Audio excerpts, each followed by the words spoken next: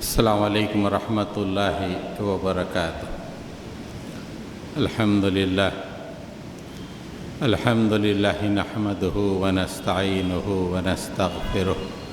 ونستغفره ونؤمن به ونتوکل علیہ ونعوذ باللہ من شرور انفسنا ومن سیئات اعمالنا من یهدی اللہ فلا مضل له ومن یضلل فلا هادی له ونشهد أن لا إله إلا الله وحده لا شريك له ونشهد أن محمدًا عبده ورسوله أرسل بالحق بشيرا ونذيرا وداعيا إلى الله بإذنه وسراجا منيرا اللهم صل على محمد وعلى آل محمد كما صليت على إبراهيم وعلى آل إبراهيم إنك حميد مجيد اللهم بارك على محمد وعلى آل محمد كما باركت على إبراهيم وعلى آل إبراهيم إنك حميد مجيد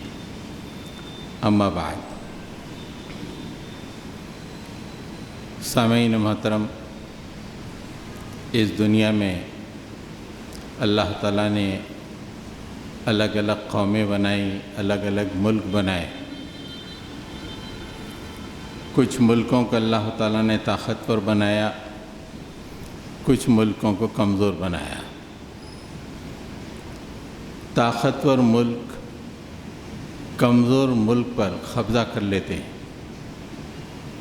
اور بہت زمانے تک یہ قبضہ چلتا ہے۔ پھر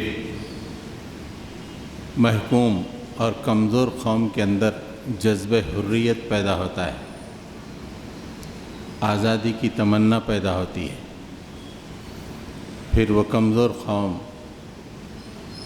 سٹرگل کرتی ہے، کوشش کرتی ہے، ہر طرح کی قربانیاں دیتی ہے، یہاں تک کہ اس قابض قوم سے نجات حاصل کر لیتی ہے، جسے عام طور پہ آج کے زمانے میں آزادی کہا جاتا ہے۔ ہندوستان پر بھی تقریباً 200 سالوں تک برٹش راج تھا، لیکن 15 اگست 1947 کو ہندوستانیوں کی جذبہ حریت نے رنگ دکھایا اور ہندوستان کو آزادی ملی، اور ہر سال 15 اگست کو یہ آزادی مناتے ہیں۔ دنیا کے ہر ملک میں جو کمزور رہا ہے اور بعد میں اس نے آزادی حاصل کی ہے، یہ عام رجحان ہے آزادی کا دن منانے کا۔ بے شک آزادی بہت اچھی چیز ہے، اللہ تعالیٰ نے انسان کو آزاد پیدا کیا ہے تو اسے آزاد رہنا چاہیے، لیکن کچھ اللہ تعالیٰ نے دنیا میں ایسی اونچ نیچ رکھی ہے کہ لوگوں کی آزادی سلب ہوتی رہتی ہے، طاقتور لوگ کمزوروں کی آزادی کو سلب کرتے رہتے ہیں، یہاں تک کہ اللہ کے نبی صلی اللہ علیہ وسلم نے دنیا کے سامنے اسلام کو پیش کیا، اور اس اسلام میں اس آزادی سے آگے کا ایک کانسیپٹ دیا کہ یہ آزادی کوئی فائنل چیز نہیں ہے، ایک اور اہم ترین منزل، جس منزل میں پہنچ کر آدمی صحیح آزادی اور صحیح زندگی کا لطف محسوس کرتا ہے،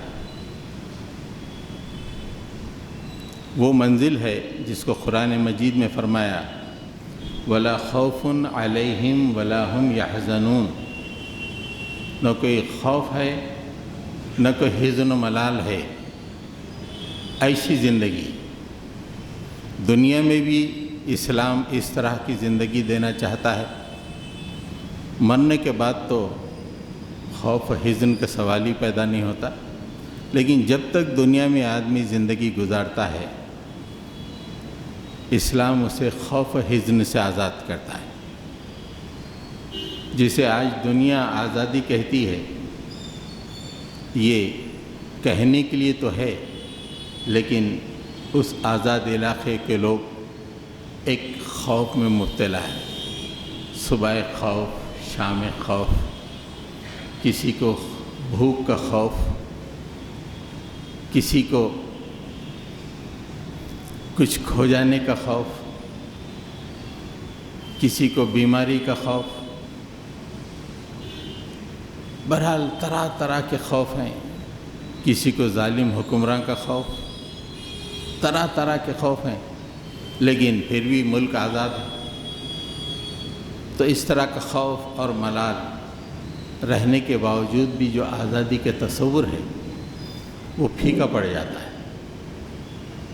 اس لیے اللہ تعالیٰ نے کہا کہ ایسے سٹیج میں تم پہنچو جہاں پہ تم کو کوئی خوف لاحق نہ ہو، کوئی حزن و ملال نہ ہو تمہیں۔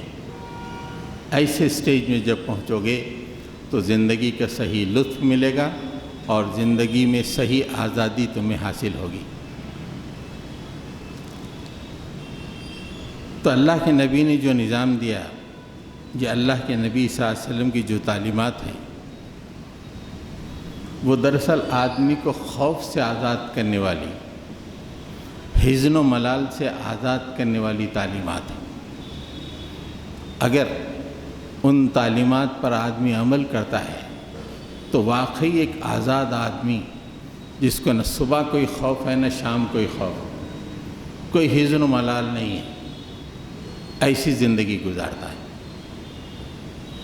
آج اس نظام کے بارے میں ہم کو خود پوری طرح یقین نہیں ہے، جس کی وجہ سے آج ہم بھی طرح طرح کے خوف کے شکار ہیں، ہر طرح کے خوف کے شکار ہیں۔ تو آئیے اسلام یا ایمان آدمی کو کس طرح خوف سے آزاد کرتا ہے، حزن و ملال سے آزاد کرتا ہے، اور اس طرح کی ولا خوف علیہم ولا ہم یحزنون کی ایک دن کی زندگی سینکڑوں سالہ زندگی پہ بھاری ہوتی ہے۔ یہ کیا لمحہ لمحہ ڈر ڈر کے مرنا، ایک دن کی بے خوف زندگی صدیوں پہ بھاری ہو جاتی ہے۔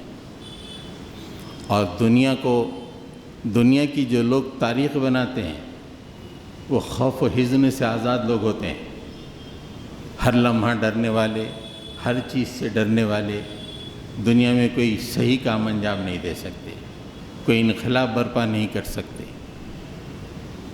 جو آدمی خوف اور حزن سے آزاد ہوتا ہے وہی دنیا میں کچھ کارنامہ انجام دے سکتا ہے۔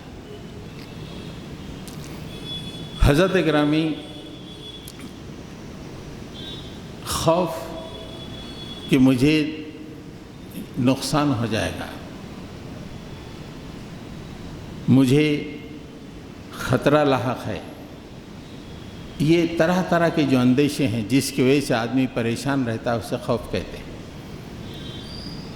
کل ہی ہندوستان کے پرائم منسٹر نے تقریر کی، انہوں نے کہا کہ اب جو شریعت لاگو ہے ہندوستان میں، مسلم پرسن لا، وہ ایک کمیونل کوڈ ہے۔ ہم کو کوشش کرنی چاہیے کہ ہندوستان میں سیکولر یونیفارم سول کوڈ ہو۔ اب پورے مسلمانوں میں خوف پیدا ہو گیا ہے کہ ہم اپنے بچوں کی شادی کیسے کریں گے، ہمارے بچوں کا مستقبل کیسا ہوگا، ہماری شادیاں کیسی ہوں گی، ہماری زندگیاں کیسی ہوں گی، ہماری وراثتیں کیسی تقسیم ہوں گی، ہمارے موت پہ دفن کیا جائے گا یا جلایا جائے گا، ایک طرح طرح کے اندیشے، خوف۔ بس ایک تقریر کے ایک جملے نے 20-25 کروڑ کی آبادی کے خوف میں مبتلا کر دیا۔ تو آدمی جب تک دنیا میں زندہ رہتا ہے خوف اور ملال اسے گھیرا ہوا رہتا ہے، تو آدمی اس خوف کو اپنی زندگی سے ہٹا دے اور حزن و ملال کو ختم کر دے وہی کامیاب آدمی ہے۔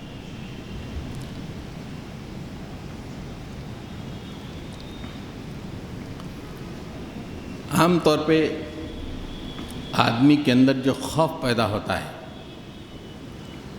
میرے محدود مطالعے سے، اگر کسی کے پاس اور بھی وسیع مطالعہ ہو تو زیادہ باتیں ہو سکتی ہیں، لیکن میرے محدود مطالعے سے خوف 4 باتوں کی وجہ سے پیدا ہوتا ہے، اور وہ 4 باتوں کو اسلام اور ایمان کس طرح ختم کر دیتا ہے، آدمی کو نڈر اور بے خوف بنا کے زمین پہ کھڑا کر دیتا ہے، ایک آزاد آدمی کو زمین پہ کھڑا کر دیتا ہے۔ سب سے پہلے جو خوف ہوتا ہے، آدمی جب گناہ اور ظلم کرتا ہے تو آدمی کے اندر خوف پیدا ہو جاتا ہے، یہ نیچرل ہے۔ کوئی بھی آدمی گناہ کرے یا ظلم کرے، اس کی نفسیات میں خوف پیدا ہو جاتا ہے، یہ انہرنٹ ہے، یہ فطری ہے۔ جیسے کہ اللہ تعالیٰ نے انسان کے نفس پر اس کی نیکی اور بدی دونوں القاء کر دی، وَنَفْسٍ وَمَا سَوَّاهَا فَأَلْهَمَهَا فُجُورَهَا وَتَقْوَاهَا۔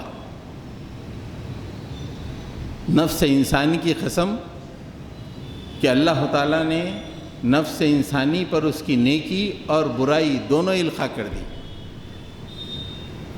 اور پھر دوسری بات یہ ہے کہ جتنے انسان زمین پر آئے ہیں، یہ تمام کے تمام اللہ تعالیٰ سے ایک وعدہ کر کے آئے ہیں، ایک معاہدہ کر کے آئے ہیں، وعدہ الست۔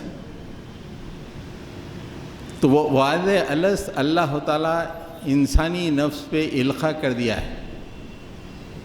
تو جب کبھی بھی آدمی نیکی کرتا ہے تو اس کا نفس خوش ہوتا ہے، جب کبھی بھی آدمی برائی اور ظلم کرتا ہے تو اس کے اندر ایک خوف پیدا ہو جاتا ہے۔ آپ پولیس والوں سے پوچھیے، اگر کوئی چور ہو، اس کی باڈی لینگویج دیکھ کے پولیس والے سمجھ جاتے ہیں، اس لیے کہ اس کی فطرت میں، اس کی نفسیات میں خوف ہوتا ہے۔ تو کوئی بھی جب آدمی برائی کرتا ہے اور ظلم کرتا ہے، اس لیے ہمیشہ ظالم بادشاہ بے خوف نہیں ہوتا، ڈرپک ہوتا ہے۔ جو بھی بادشاہ ظلم کرتا ہے اس کے اندر خوف ہوتا ہے۔ ابھی کل یا پرسوں کی بات ہے، سعودی عرب کے حکمران نے امریکہ والوں سے کہا کہ میری جان کو دھوکہ ہے، شاید مجھے اساسینیشن کیا جا سکے، اس لیے کہ میں یہودیوں کے ساتھ، اسرائیل کے ساتھ معاہدہ کر رہا ہوں۔ معاہدہ ایک گناہ ہے، غلطی ہے، اس کا خوف دیکھیے۔ اپنے باپ کو بول رہا، ابا میرے کو مار دیں گے لوگ۔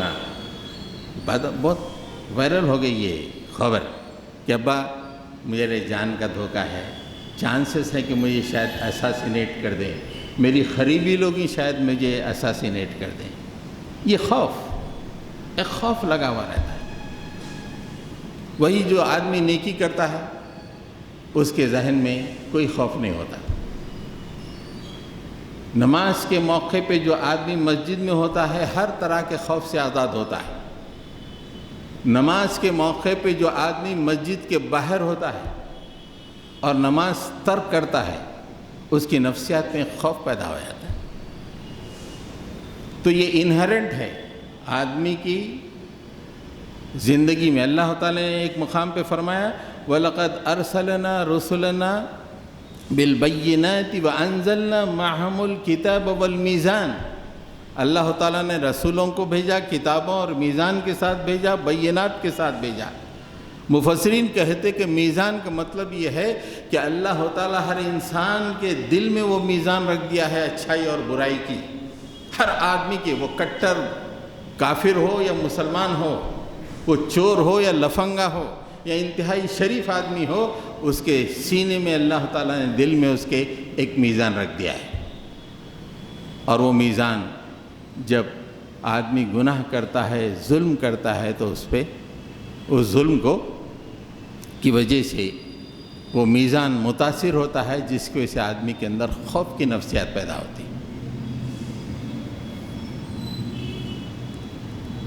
اللہ کے نبی صلی اللہ علیہ وسلم نے جو شریعت لائی ہے، اس نے سب سے پہلے کہا کہ لوگوں گناہ سے بچو، گناہ مت کرو، نیکیوں میں آگے بڑھتے رہو، ہمیشہ نیکی کرتے رہو، اپنے آپ کو اللہ سے جوڑے رکھو، اللہ کے نبی صلی اللہ علیہ وسلم کی اطاعت کا خلادہ اپنے گردن میں ڈال کے رکھو۔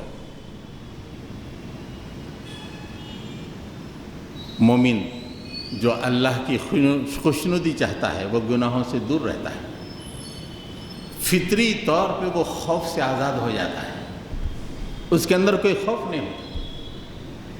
مثال کے طور پہ میں ایک اور بات آپ کو بتاؤں، ایک جھوٹا ہے، اس نے جھوٹ کہہ دی، بس اس کو یہ ڈر لاحق رہتا کہیں میرا پول نہ کھل جائے، میری جھوٹ نہ کھل جائے، میری عزت نہ چلی جائے معاشرے میں کہ میں نے جھوٹ بات کہی، غلط بات کہی، ہمیشہ ڈرتا رہتا ہے، جھوٹ کہا اس نے۔ لیکن وہیں کوئی سچا آدمی ہے، اس کو کبھی نہ ڈر ہوتا ہے نہ خوف ہوتا ہے، کوئی ڈر، اس لیے کہ سچا ہے، اس نے سچی بات کہی ہے۔ تو اللہ تعالیٰ نے وہ چیزیں جن سے دل میں خوف کے نفسیات پیدا ہوتے ہیں، آدمی ڈرتے ڈرتے زندگی گزارتا ہے، ان تمام چیزوں کو حرام قرار دیا ہے، اور اہل ایمان ان چیزوں سے دور رہتے ہیں۔ قل انما حرم ربی الفواحش ما ظہر منها وما بطن والاثم والبغی بغیر الحق وان تشرکوا باللہ ما لم ينزل به سلطانا وان تقولوا علی اللہ ما لا تعلمون۔ اللہ تعالیٰ نے فرمایا کہ میں کہہ دیجئے اے نبی میرے بندوں سے، میں نے جو چیزیں حرام کر دی ہیں، میں نے جو چیزیں حرام کر دی ہیں وہ کیا ہیں؟ وہ فواحش، ظاہر اور باطن، گندی چیزیں جو ذہن کو خراب کرنے والی چیزیں، وہ ظاہر بھی ہو یا باطن، سیل فون میں رات میں دیکھ رہے ہوں یا دن کے اجالے میں کوئی دھڑلے سے فحش کام کر رہے ہوں، یہ حرام کر دیا گیا ہے۔ ہمارے بچے آج کل ڈرپوک کیوں ہیں؟ اس کی ایک اہم وجہ ہے کہ سیل فون پہ ایسی فواحش کا نظارہ کرتے رہتے ہیں، جس کی وجہ سے ان کی نفسیات میں خوف کی کیفیت پیدا ہو گئی، گناہ کرتے کرتے کرتے کرتے مقابلے کے قابل ہی نہیں ہے ہمارے مسلم بچے۔ والدین نے سیل فون دلا دیا، جبکہ اللہ نے کہا کہ ما ظہر منہا وما بطن، بے شک بچہ نماز کو بھی آ رہا ہے مسجد میں، لیکن گھر کے اپنے کمرے میں سیل فون میں کیا کر رہا ہے اسے خود معلوم ہے، اور اس کا اللہ کو معلوم ہے۔ بزدل کسی کام کے نہیں ہے۔ پھر والاثم، گناہ، والبغی، ظلم، بغیر حق جو ظلم ہوتا ہے، ایک وہ ہوتا ہے جیسے چور ہے، چور کو جیل میں رکھنا، جیل میں رکھنا ظلم ہے، لیکن چور کو جیل میں رکھا جائے تو یہ صحیح ہے۔ بغیر گناہ کے اگر جیل میں رکھا جائے تو یہ ظلم ہوتا ہے، جیسے مسلمانوں کو آج کل رکھا جاتا ہے بغیر گناہ کے۔ اسرائیل کی قید خانے بھرے ہوئے مسلمانوں سے ظالم، تو اللہ نے کہا کہ یہ ظلم۔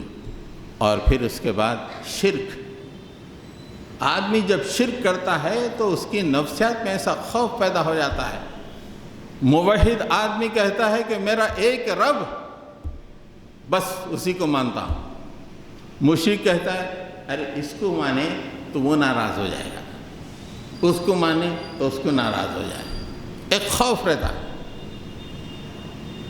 پھر اس کے بعد وہ باتیں جو تم اللہ پر باندھتے ہو، جھوٹی باتیں، وہ بھی غلط ہیں۔ تو مومن، پکا جو مومن ہوتا ہے، اللہ اور اس کے رسول کا صحیح، رسول اللہ کا جو صحیح غلام ہوتا ہے، وہ گناہوں سے دور رہتا ہے، اس کی نفسیات خوف سے آزاد ہوتی ہے، کوئی خوف کی پرچھائی اعمال کی وجہ سے اس کے اندر دکھائی نہیں دیتی، نہ وہ کسی پہ ظلم کرتا ہے، نہ کوئی جھوٹ بولتا ہے، نہ کوئی گناہ کرتا ہے، اس کے دل میں کوئی خوف نہیں ہوتا ہے۔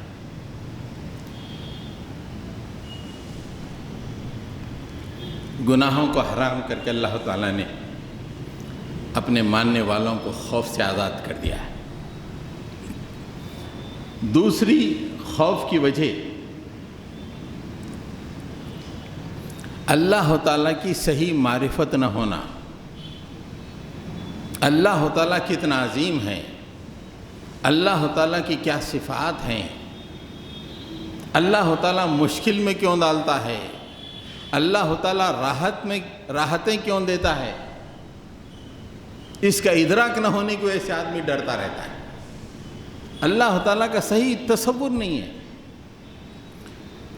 مثال کے طور پہ ایک چھوٹا بچہ ہے 4-5 سال کا، رات کے اندھیرے میں آپ کے کمرے میں آپ کے ساتھ آپ کا بیٹا ہے، سو رہا ہے، ڈر کے چیخ مارتا ہے، اندھیرے میں اسے کچھ دکھائی دیتا ہے، رونے لگتا ہے بچہ ڈر سے، لیکن اچانک باپ اٹھتا ہے، باپ فوری لائٹ آن کر دیتا ہے، لائٹ آن کر کے اس کو بتاتا ہے کہ کیا ہے، کوئی چیز نہیں ہے، دیکھو یہ میں ہوں، یہ وہی کمرہ ہے جہاں پہ تم روز سوتے ہو، کیوں ڈر گئے؟ تھوڑی دیر میں اس کا ڈر دور ہو جاتا ہے، بچے کا رونا بند کر دیتا ہے، دیکھو میں تمہارے قریب ہوں۔ یہ جو تبدیلی اس کا خوف دور ہوا وہ اس اجالے کی وجہ سے ہوا۔ جو ہی کمرے میں اجالا ہوا اس نے دیکھ لیا۔ ویسے ہی ایک آدمی کی زندگی میں اللہ تعالیٰ کی معرفت کا نور نہ ہو، اس کے پاس ہمیشہ ڈر و خوف ہی رہے گا، ہمیشہ ڈر و خوف۔ جتنے مشرک ہیں ہمیشہ ڈر کے اندر ڈر سے مرے جاتے ہیں۔ آپ کو اندازہ ہوگا کہ یہ آپ دیکھتے بھی ہوں گے، ہندوستان کی 100 کروڑ کی آبادی اعلان کر رہی ہے کہ ہم کو ان مسلمانوں سے ڈر ہے، 25 کروڑ مسلمانوں سے، یہ ہمارے بچوں کو کہیں مسلمان نہ ہو، یہ ہم کو ڈر لگا ہوا ہے۔ ہر 2-3 دن پر الیکشن اسی ڈر کی بنیاد پہ لڑے جا رہے ہیں، حکومتیں اسی ڈر کی بنیاد پہ قائم ہو رہی ہیں۔ کیوں؟ اس لیے کہ اللہ کی معرفت نہیں ہے، مشرک ہیں، شرک ہیں، ایک ڈر اور خوف ہے۔ امریکہ سے لے کے جتنے حکمراں ہیں اسی خوف میں مبتلا ہیں، اس لیے کہ ان کے پاس معرفت الہی کا وہ نور یا وہ اجالا نہیں ہے جس کی روشنی میں وہ اس ڈر کو ختم کر دیں۔ حضرت گرامی، اللہ تعالیٰ کے بارے میں اللہ تعالیٰ نے خود قرآن مجید میں بارہا کہا ہے کہ میں اپنے بندوں پہ بے انتہا مہربان ہوں، میں نے رحمت کی چادر کو اوڑھ رکھی ہے۔ جب ایک آدمی اپنے رب کو اس حیثیت میں دیکھتا ہے کہ میرا رب رحمت والا رب اور وہ رب میرے اوپر ہمیشہ محبت کی نگاہ رکھا ہوا ہے، تو اس بچے کی طرح، اس بچے کی نفسیات کی طرح ہوتے ہیں جو ماں اور باپ کو قریب رکھ کے ہر خوف سے آزاد ہو جاتا ہے۔ آج ہم اللہ تعالیٰ کے اس تصور کو کہ اللہ ہمارے ساتھ ہے، ہماری حفاظت فرما رہا ہے، ہماری مصیبتوں کو دور کر رہا ہے، اس کا تصور نہیں ہے، جس کی وجہ سے صبح شام ایک خوف کا کیفیت۔ اللہ تعالیٰ، اللہ کے نبی صلی اللہ علیہ وسلم نے ایک دعا میں اتنی اچھی بات فرمائی، وہ دعا اللہ کے نبی صلی اللہ علیہ وسلم عام طور پر تہجد کی نماز میں پڑھا کرتے تھے۔ فتح الصلاح کہتے ہیں، یعنی رکعت باندھتے ہی جو دعا ہوتی ہے اسے فتح الصلاح، یعنی نماز کی کنجی۔ اللہ کے نبی صلی اللہ علیہ وسلم طویل دعا فرمائے، اس میں اللہ کا ایک تعارف ایسا دیا کہ بندہ جب وہ ادا کرتا ہے اپنی زبان سے تو ہر خوف سے آزاد ہو جاتا ہے۔ اللہ کے نبی نے فرمایا کہ وَالْخَيْرُ كُلُّهُ فِي يَدَيْكَ وَالشَّرُّ لَيْسَ إِلَيْكَ، اے اللہ ہر طرح کا خیر تیرے ہاتھ میں ہے، ہر خیر کا منبع ہے تو، دنیا میں جتنا خیر ہے وہ تیری وجہ سے ہے اور تیرے ہی ہاتھ میں مکمل خیر ہے۔ وَالشَّرُّ لَيْسَ إِلَيْكَ، مالک تیرے پاس شر نہیں ہے، تو مجھے نقصان نہیں پہنچائے گا، مجھ پہ ظلم نہیں کرے گا میرے مالک، اس لیے کہ تیرے پاس شر نہیں ہے۔ یہ معرفت الہی کا یہ تصور آدمی کو ہر طرح کے خوف سے آزاد کر دیتا ہے۔ آدمی صرف اللہ کے غضب سے ڈرتا ہے اور اس کی رحمت کا جویا رہتا ہے۔ اللہ کا غضب کس پہ نازل ہوتا ہے؟ بنی اسرائیل کا تذکرہ کرتے ہوئے اللہ تعالیٰ نے ایک مقام پہ فرمایا کہ میرا غضب تم پہ نازل ہوگا۔ کیوں نازل ہوگا؟ شاید اسی طرح کا غضب آج کل ہم پہ نازل ہے۔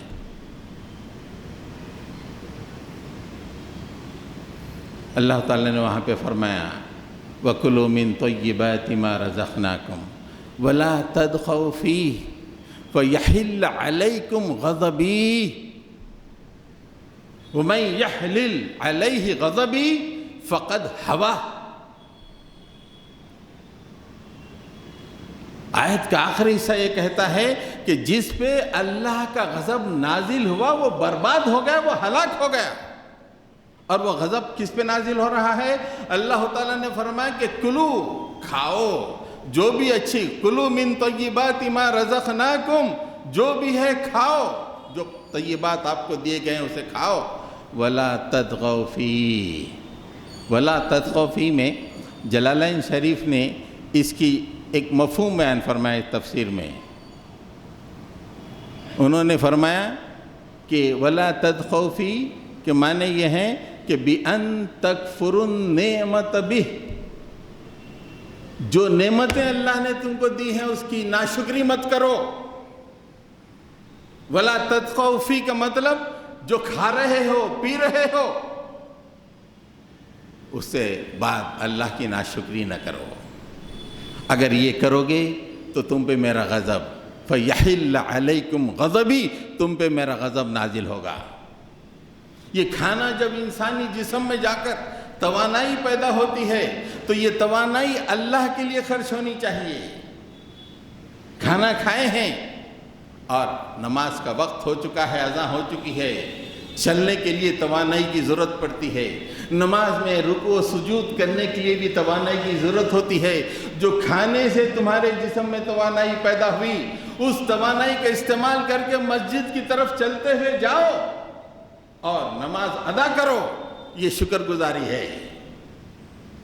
شیطان کے راستوں پہ چلتے رہو گے کہ اللہ کا غضب تم پہ آ جائے گا۔ مساجد سے اپنا ناطا توڑ لو گے۔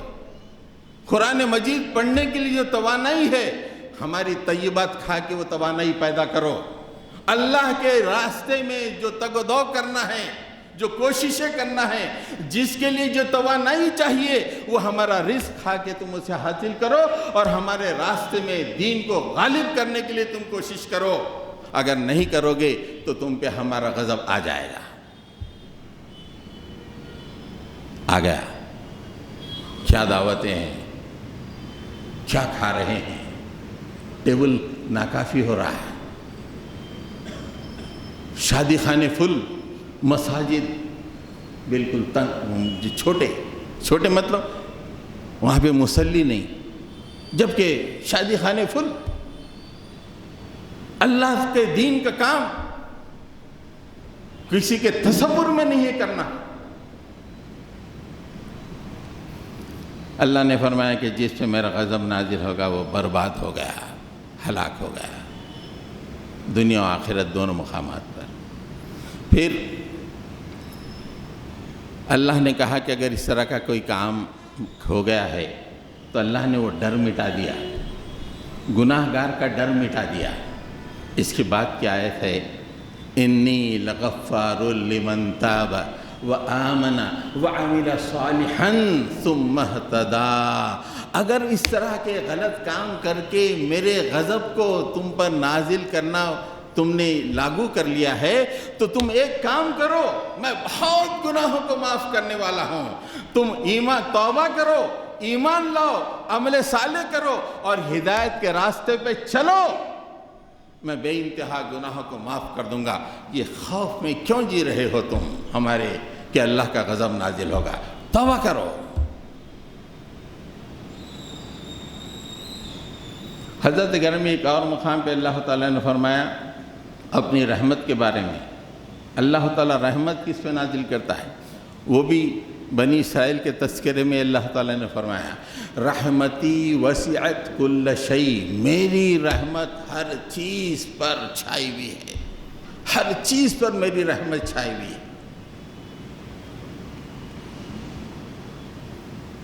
فَسَأَكْتُبُهَا، یہ رحمت میں کس پہ لکھوں گا؟ کیا لکھ پتی کروڑ پتیوں پہ لکھوں گا؟ من مانی زندگی گزارنے والوں پہ لکھوں گا؟ نہیں، فَسَأَكْتُبُهَا، میں میری رحمت کو اس کے لیے لکھوں گا لِلَّذِينَ يَتَّقُونَ، جو تقوی کی زندگی گزارتے ہیں، وَيُؤْتُونَ الزَّكَاةَ، جو زکوٰۃ دیتے ہیں، وَالَّذِينَ هُمْ بِآيَاتِنَا يُؤْمِنُونَ، اور میری آیتوں پہ جو ایمان لاتے ہیں، جو اللہ سے ڈر کے زندگی گزارتے ہیں، ایک سے ڈر کے ہر خوف سے آزاد ہو جاتے ہیں۔ ایک اللہ کا ڈر ساری دنیا کے خوفوں سے آزاد کر دیتا ہے، اس پہ میری رحمت ہے۔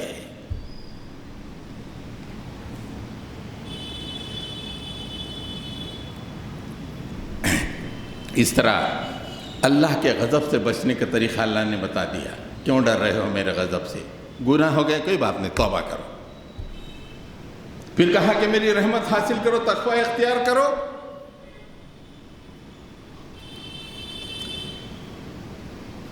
مسلمانوں کو اللہ تعالیٰ نے کھانے پینے، خالی نمازاں پڑھنے کے لیے، روزے رکھنے کے لیے نہیں، ان تمام چیزوں کے ساتھ دین کو غالب کرنے کے لیے بھی پیدا کیا ہے۔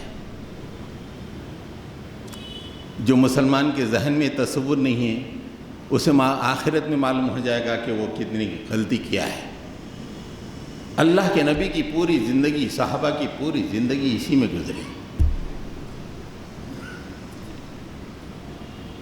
جب آدمی دین کی سربلندی کے لیے کوشش کرتا ہے تو وہ آدمی جو اپنی جسمانی لذتوں میں ڈوبا، جسمانی لذتوں کے لیے زندگی گزار رہا ہے، اس کے اندر خوف پیدا ہو جاتا ہے۔ جو کھانے پینے، پہننے اوڑھنے، بس اسی کی فکر ہے اسے، وہ پھر باطل سے ڈرنے لگتا ہے۔ ارے جان دو بھئی کہاں کا لگایا۔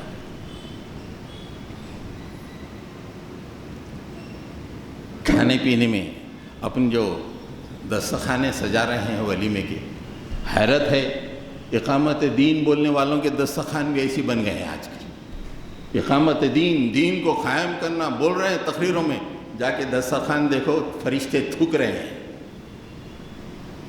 ایسی یہ کھانوں کے ذریعے سے اقامت دین ہوگا؟ اللہ تعالیٰ نے بتایا کہ کھانے اور یہ جسمانی لذتوں کو جو آدمی عادی ہوتا ہے، اس کے اندر خوف بیٹھ جاتا ہے۔ بنی اسرائیل کا تذکرہ کرتے ہوئے اللہ تعالیٰ نے فرمایا وہ لوگ بھی کھانوں کے عادی ہو گئے تھے، مزیدار کھانوں کے۔ جب صحرائے سینائی میں اللہ تعالیٰ نے ان کے لیے معجزانہ غذا فراہم کی تھی، من و سلوہ کی، لیکن ظالم اپنی مزوں کے خاطر موسیٰ علیہ السلام کے پاس آ کے کہنے لگے وَإِذْ قُلْتُمْ يَا مُوسَىٰ لَن نَّصْبِرَ عَلَىٰ طَعَامٍ وَاحِدٍ فَادْعُ لَنَا رَبَّكَ يُخْرِجْ لَنَا مِمَّا تُنبِتُ الْأَرْضُ مِن بَقْلِهَا وَقِثَّائِهَا وَفُومِهَا وَعَدَسِهَا وَبَصَلِهَا۔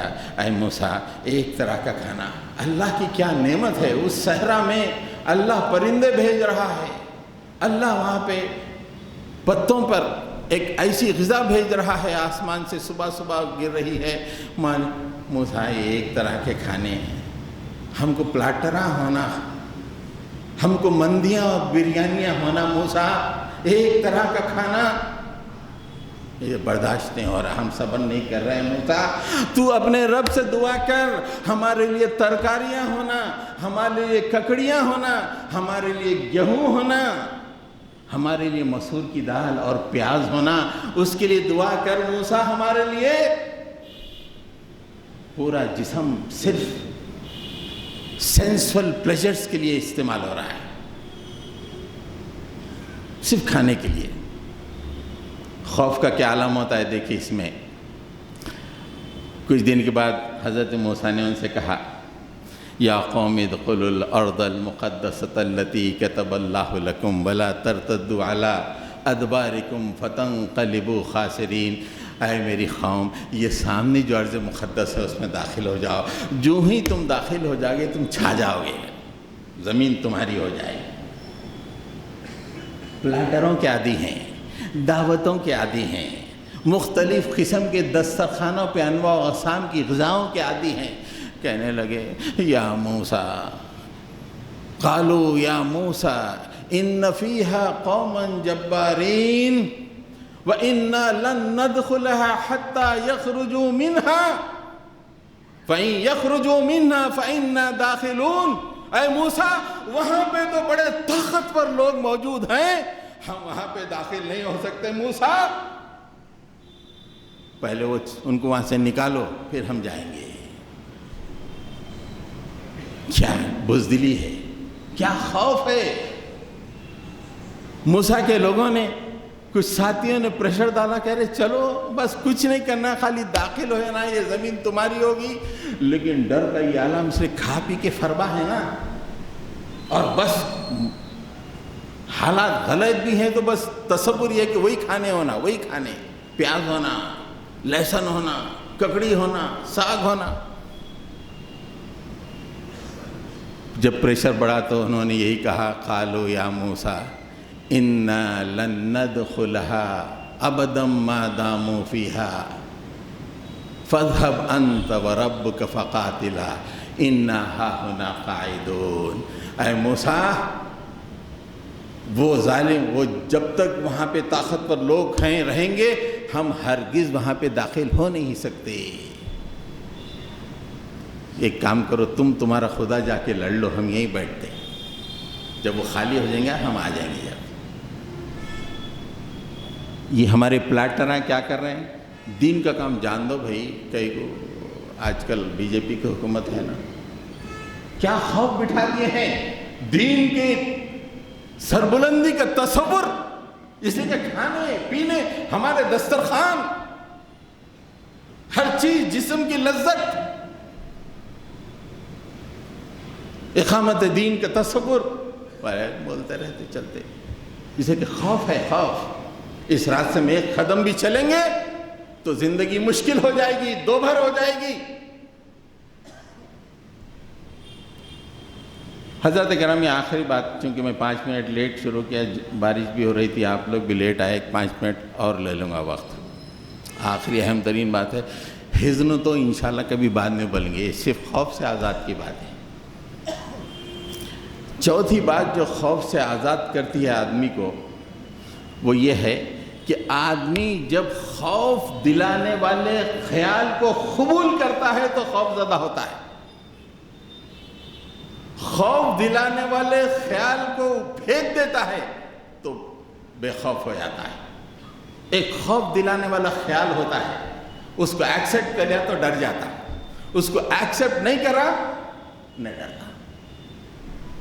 3 مثالیں دے کے اپنی بات کو ختم کرتا ہوں۔ اللہ تعالی ہم کو ایمان کی اس منزل میں پہنچائے، بے خوف ہو جائے ہم ہر طرح ایسا۔ آپ دیکھیے کہ اس سچویشن دیکھیے کیسا ہے، وہاں پہ اس سچویشن میں سب کوئی، ہر کوئی خوف کے خیال کو قبول کر کے کانپ رہے ہیں، لیکن اللہ نے جو انبیاء کو نازل فرمایا ہے ان میں سے 2 انبیاء کا تذکرہ کروں گا میں۔ ایک تو ہمارے نبی آخر زمان صلی اللہ علیہ وسلم،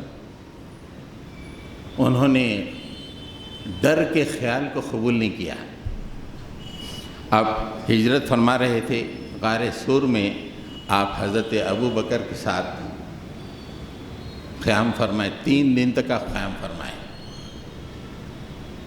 3 دن میں مکے میں اعلان ہو گیا کہ یہ دونوں کو جو زندہ یا مردہ لے کے آئے 100 سرخ اونٹ دیں گے، تو لوگ ہر طرح پھیل گئے، یہاں تک کہ کچھ لوگ غار سور کے دہانے پہ پہنچ گئے۔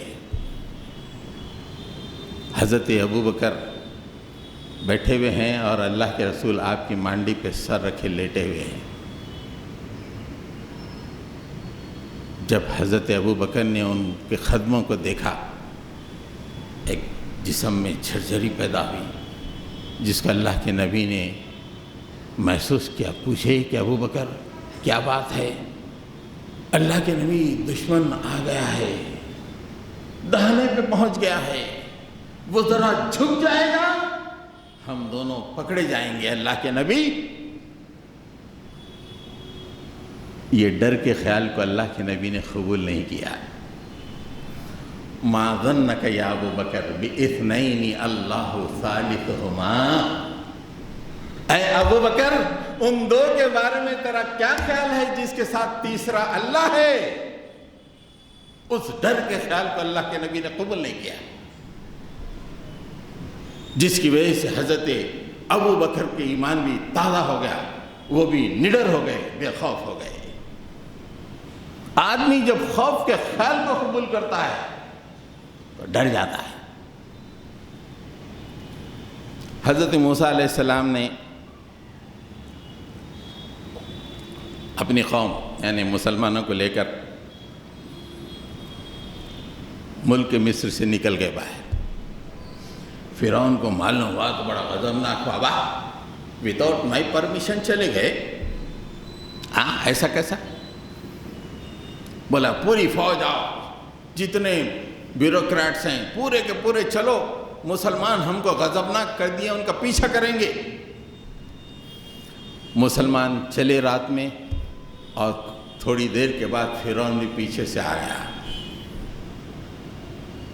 لیکن ریڈ سی کے کنارے پہ پہنچے، راستہ نہیں ہے، مسلمان ٹھہر گئے۔ پیچھے پلٹ کے دیکھے تو فرعون اپنی پوری فوج کے ساتھ آ رہا، پورے مسلمان پریشان۔ فَلَمَّا تَرَاءَ الْجَمْعَانِ قَالَ أَصْحَابُ مُوسَىٰ إِنَّا لَمُدْرَكُونَ، جو ہی سامنے سمندر، پیچھے یہ فوج کا سمندر جو فرعون کا، یہ 2 سمندروں کو جب انہوں نے دیکھا، ہاں پکڑے گئے، اب تو مر گئے۔ پوری قوم ڈر گئی، اس کے سامنے راستہ نہیں ہے، پیچھے سے فرعون اپنی پوری فوج کے ساتھ آ رہا ہے۔ لیکن حضرت موسیٰ علیہ السلام نے اس خوف دلانے والے خیال کو قبول نہیں کیا۔ کلا، نہیں، میں نہیں مانتا یہ۔ ان معی ربی سیہدین، میرا رب میرے ساتھ ہے اور میری رہنمائی کر رہا ہے، یہ ڈر کے خیال کو میں قبول نہیں کرتا۔